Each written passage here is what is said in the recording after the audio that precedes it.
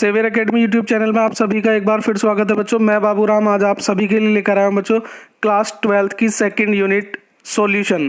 क्या कहते हैं बच्चों इसे? विलियन। तो इस चैप्टर में हम जानेंगे बच्चों कि विलियन किसे कहते हैं। तो आइए बच्चों स्टार्टिंग करते हैं। तो विलियन किसे कहते हैं बच्चों? तो विलियन क्या होता है बच्चों? विलियन होता है दो या दो से अधिक पदार्थों का समांगी मिश्रण। दो या दो से अधिक पदार्थों का समांगी मिश्रण क्या कहलाता है बच्चों? विलियन कहलाता है। दो या दो से अधिक पदार्थों का समांगी मिश्रण विलियन कहलाता है। जैसे नमक तथा जल का मिश्रण, ऑक्सीजन तथा नाइट्रोजन का मिश्रण, चीनी तथा जल का मिश्रण। इसका मतलब बच्चों विलियन क्या है? एक प्रकार का मिश्रण है। तो आइए सबसे पहले बात करते हैं बच्चों मिश्रण कितने प्रकार के होते हैं। तो बच्चों मिश्रण दो प्रकार के होते हैं, समांगी तथा असमांगी मिश्रण या विषमांगी मिश्रण भी बच्चों हम इसे कह सकते हैं। तो फर्स्ट बच्चों समांगी मिश्रण। तो बच्चों समांगी मिश्रण क्या होता है? समांगी मिश्रण में आप देखेंगे कि ऐसा मिश्रण जिसके अवयवों के अंतर को नहीं देखा जा सकता, जिसके अवयवों का जो डिफरेंस होता है वो नहीं देखा जा सकता। जैसे नमक तथा जल का जो मिश्रण होगा, आप उसमें नमक तथा जल के अवयव अलग अलग नहीं देख सकते। तो ऐसा मिश्रण क्या कहलाता है? समांगी मिश्रण कहलाता है बच्चों। तो समांगी मिश्रण के संगठन और गुण सभी जगह एक जैसे होते हैं। मतलब नमक और जल का अगर आप कोई विलयन लें और उसमें से अगर आप उसकी थोड़ी सी मात्रा लें या कुछ आयतन अगर उनका ले लेते हैं, तो बच्चों थोड़ा सा आयतन लेने के बाद आप देखेंगे कि उसके गुण कम मात्रा वाले के गुण और संगठन ठीक वैसा ही होता है जैसा कंप्लीट विलयन का होता है। मतलब इसके गुणों में अंतर नहीं देखा जा सकता। जल तथा नमक का विलयन मैंने ऊपर ही बता दिया था बच्चों। नेक्स्ट टॉपिक था आपका असमांगी मिश्रण या विषमांगी मिश्रण। तो बच्चों ऐसा मिश्रण जिनके अवयवों के अंतर को देखा जा सकता है असमांगी मिश्रण या विषमांगी मिश्रण कहलाते हैं। तो असमांगी मिश्रण के संगठन तथा गुण कैसे होते हैं बच्चों? एक समान नहीं होते हैं। मतलब उसमें अगर आप कुछ अवयव लेते हैं, कुछ मिश्रण लेते हैं, तो उसकी प्रॉपर्टीज या उसका संगठन अलग होता है विलयन से। जैसे तेल तथा जल का मिश्रण। बच्चों जब आप तेल और जल के मिश्रण को देखते हैं तो आप देखेंगे तेल तथा जल का जो मिश्रण होता है, आप उसमें आसानी से देख सकते हैं कि तेल कितना है और जल कितना है। ठीक है। रेत तथा चीनी के मिश्रण में बच्चों ऐसे ही होगा, रेत और चीनी दोनों के फेज अलग अलग होंगे। ठीक है बच्चों। तो दोनों के फेज अलग अलग होने के कारण हम रेत और चीनी के मिश्रण में इन दोनों को अलग अलग देख सकते हैं। ठीक है बच्चों। तो हम इस चैप्टर में पढ़ेंगे केवल और केवल समांगी मिश्रण अर्थात विलयन की। किसके बारे में पढ़ेंगे बच्चों? विलयन के बारे में। आइए नेक्स्ट टॉपिक चलते हैं बच्चों। विलयन के दो पार्ट होते हैं। कितने होते हैं बच्चों? विलयन के दो पार्ट होते हैं। मतलब सॉल्यूशन के दो पार्ट होते हैं। विलायक को बोलते हैं बच्चों सोलवेंट। क्या बोलते हैं? सोलवेंट। और सेकंड पार्ट जो होता है आपका वो होता है सोल्यूट। क्या होता है बच्चों? सोल्यूट। ठीक है। तो आइए बच्चों बात करते हैं विलायक किसे कहते हैं। किसे कहते हैं बच्चों विलायक? विलयन का वह भाग जो अधिक मात्रा में होता है, विलयन का वह भाग जो अधिक मात्रा में उपस्थित होता है विलायक कहलाता है। ठीक है बच्चों। नेक्स्ट जो इंपॉर्टेंट टॉपिक है वो बच्चों ये होता है कि विलायक विलयन की भौतिक अवस्था निर्धारित करता है। ठीक है। या आप इसे ये कह सकते हैं बच्चों, इसकी जो पर्टिकुलर डेफिनेशन होगी, विलयन का वह भाग जिसकी भौतिक अवस्था विलयन जैसी होती है वो क्या कहलाता है? विलायक।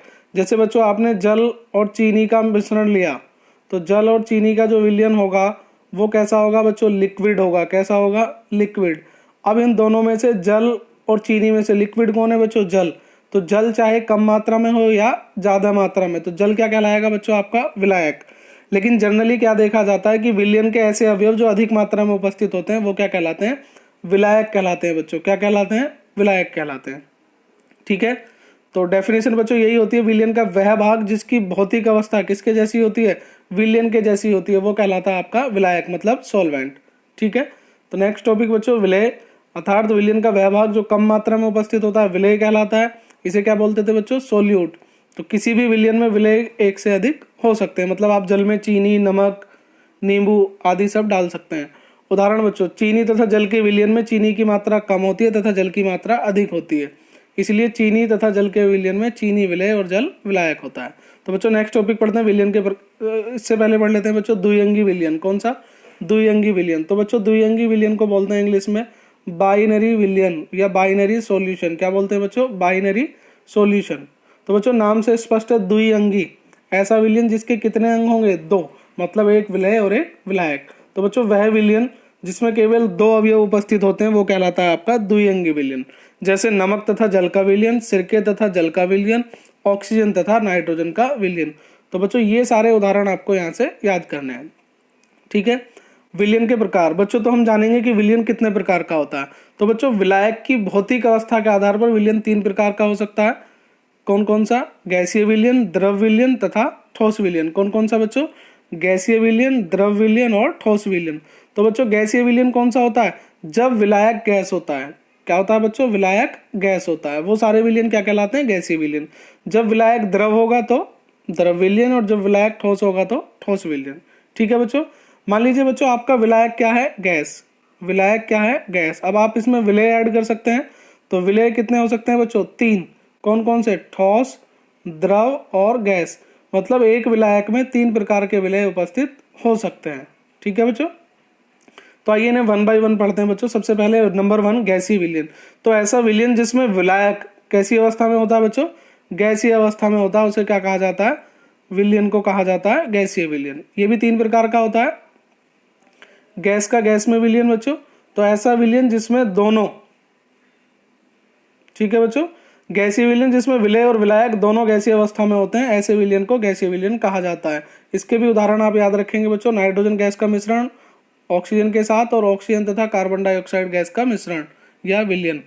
ठीक है बच्चों। तो इन दोनों में आप देखेंगे कि दोनों ही चीजें गैस हैं, ऑक्सीजन भी और कार्बन डाइऑक्साइड भी। नेक्स्ट है बच्चों आपका द्रव गैस विलयन। गैसीय विलयन जिसमें विलय द्रव अवस्था में होता है। कौन सा बच्चों? विलय किसमें होता है? द्रव अवस्था में। और विलायक किसमें होता है? गैसीय अवस्था में। ऐसे विलयन को द्रव गैस विलयन कहा जाता है। जैसे क्लोरोफॉर्म और नाइट्रोजन का विलयन। किसका बच्चों? क्लोरोफॉर्म और नाइट्रोजन का मिश्रण। मतलब नाइट्रोजन गैस में क्या घुला होता है बच्चों? क्लोरोफॉर्म। इसमें क्लोरोफॉर्म विलय है और नाइट्रोजन गैस क्या होती है? विलायक। उदाहरण आपको बच्चों मोस्ट इंपोर्टेंट होते हैं, याद रखना है, यहाँ से ऑब्जेक्टिव बन सकता है। नेक्स्ट है बच्चों आपका ठोस गैस विलयन। तो ऐसा विलयन जिसमें जो आपका विलेय पदार्थ होता है वो ठोस अवस्था में होता है, वो क्या कहलाता है? आपका ठोस गैस विलयन। जैसे कपूर का नाइट्रोजन गैस में विलयन। उदाहरण आपको बच्चों मैं एक बार फिर बता रहा हूँ, यहाँ से इंपॉर्टेंट टॉपिक बन सकता है, कोई भी ऑब्जेक्टिव यहाँ से बन के आ सकता है। तो आइए बच्चों नेक्स्ट टॉपिक की बात करेंगे, द्रव विलयन।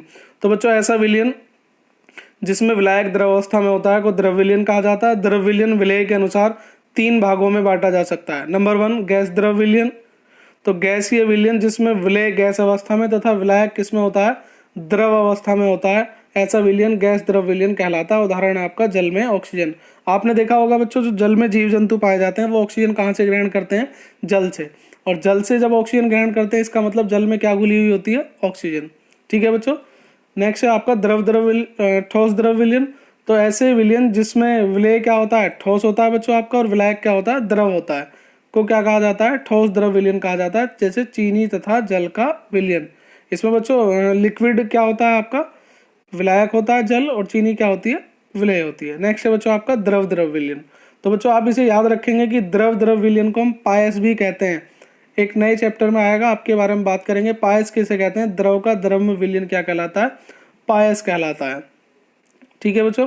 तो गैसीय विलयन जिसमें विलय तथा विलायक दोनों द्रव अवस्था में होते हैं को द्रव द्रव विलयन कहा जाता है, जैसे सिरका तथा जल का विलयन। ठीक है बच्चों। नेक्स्ट है आपका ठोस विलयन। ऐसे विलयन जिसमें विलायक ठोस अवस्था में होता है ठोस विलयन कहा जाता है। विलयन और विलय की अवस्था के आधार पर इन्हें भी 3 कैटेगरी में डिवाइड किया गया है। ठोस विलयन बच्चों, विलयन जिसमें विलय तथा विलायक दोनों ठोस अवस्था में होते हैं, ऐसे विलयन को ठोस विलयन कहा जाता है। जैसे तांबा तथा सोने का विलयन, जिंक तथा लोहे का विलयन आदि। नेक्स्ट है बच्चों आपका गैस ठोस विलयन। विलयन जिसमें विलय गैसीय अवस्था में तथा विलायक ठोस अवस्था में हो को गैस ठोस विलयन कहा जाता है। जैसे हाइड्रोजन का पैलेडियम में विलयन। तो बच्चों ये लास्ट वाला जो है आपको ज़्यादा याद रखेंगे। पैलेडियम जो होता है वो हाइड्रोजन को क्या कर लेता है? अवशोषित कर लेता है, उसे एब्जॉर्व कर लेता है। ठीक है बच्चों।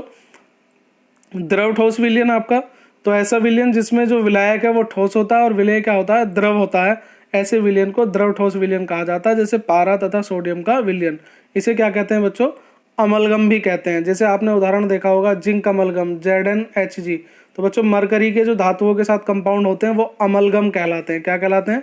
अमलगम कहलाते हैं। Zinc amalgam, sodium amalgam, NaHg। ठीक है बच्चों।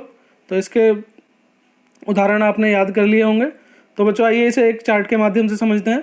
विलयन के प्रकार। विलयन के प्रकार। बच्चों अगर आप हमारे चैनल पर नए हैं और अभी तक आपने हमारे चैनल को सब्सक्राइब नहीं किया है तो प्लीज़ सब्सक्राइब करना ना भूलें, और सबसे पहले नोटिफिकेशन पाने के लिए बेल आइकन जरूर दबाएं। अगर आपको वीडियो पसंद आ रहा है तो बच्चों प्लीज़ वीडियो को लाइक एंड शेयर जरूर करें।